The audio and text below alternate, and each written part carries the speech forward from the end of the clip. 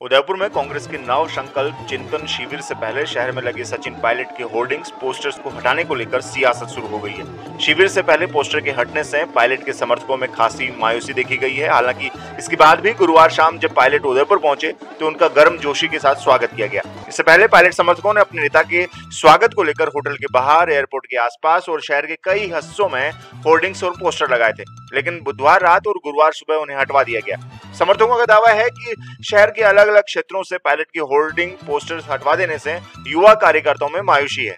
कांग्रेस के सूत्रों से मिली जानकारी के अनुसार ये बात जरूर सामने आई है कि संगठन के पदाधिकारियों ने डीसीसी को ऐसे पोस्टर्स हटाने को कहा था जिनमें समर्थकों को चेहरे दिखते हों।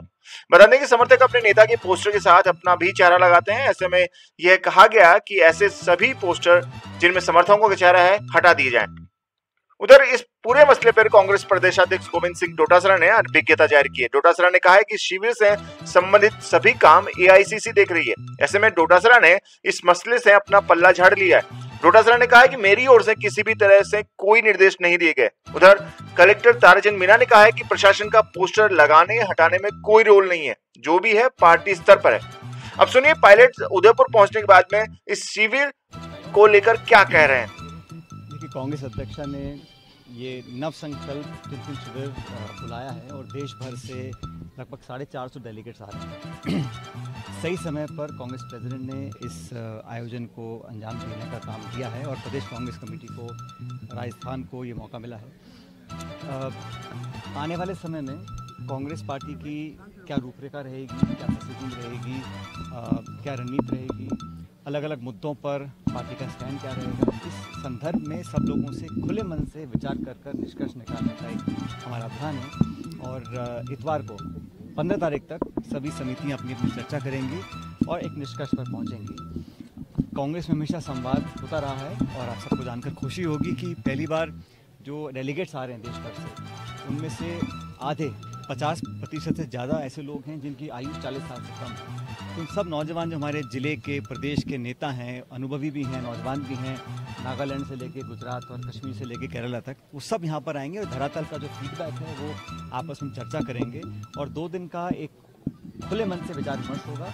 और आने वाले समय के लिए हमारा रोड मैप, हमारा ब्लूप्रिंट, कांग्रेस पार्टी की रणनीति, अलायंसेस के बारे में कांग्रेस पार्टी का स्टैंड क्या रहेगा और देश में जो हालात पैदा हुए हैं आज, भाजपा के शासन को 8 साल हो गए। इन 8 सालों में हर मापदंड पर वो सरकार फेल रही है, लेकिन रोजगार, अर्थव्यवस्था, महंगाई, कुपोषण, पत्रकारों की स्वतंत्रता, इन सब तमाम मापदंड पर वो सरकार विफल रही है। और आज भी भाजपा के साथी पीछे मुड़कर मनमोहन सिंह जी को कोसते हैं, कांग्रेस पार्टी को कोसते हैं। अपने 8 साल के कार्यकाल में जो गैस का सिलेंडर 1000 रुपये का हो गया है, उनको ये दिखाई नहीं दे रहा है।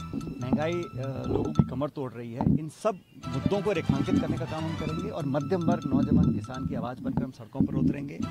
इस साल 2 राज्यों के चुनाव हैं, अगले साल प्रदेश में, मध्य प्रदेश में, छत्तीसगढ़ में चुनाव है और फिर 24 में लोकसभा के चुनाव हैं। तो सही समय पर कांग्रेस प्रेसिडेंट ने, राहुल गांधी जी ने सबको यहाँ पर बुलाया है और मुझे लगता है कि एक बहुत रिजल्ट ओरिएंटेड डिस्कशन होंगे और इस 3 दिन के मंथन के बाद एक नए स्वरूप में, एक नई ऊर्जा के साथ कांग्रेस पार्टी का जो कार्यकर्ता है, कांग्रेस पार्टी के जो नेता हैं, वो सब हम धरातल सड़कों पे आएंगे और लोगों का विश्वास जीतने में हम कामयाब रहेंगे। मेवाड़ को चुना जाना कितना इम्पोर्टेंट है?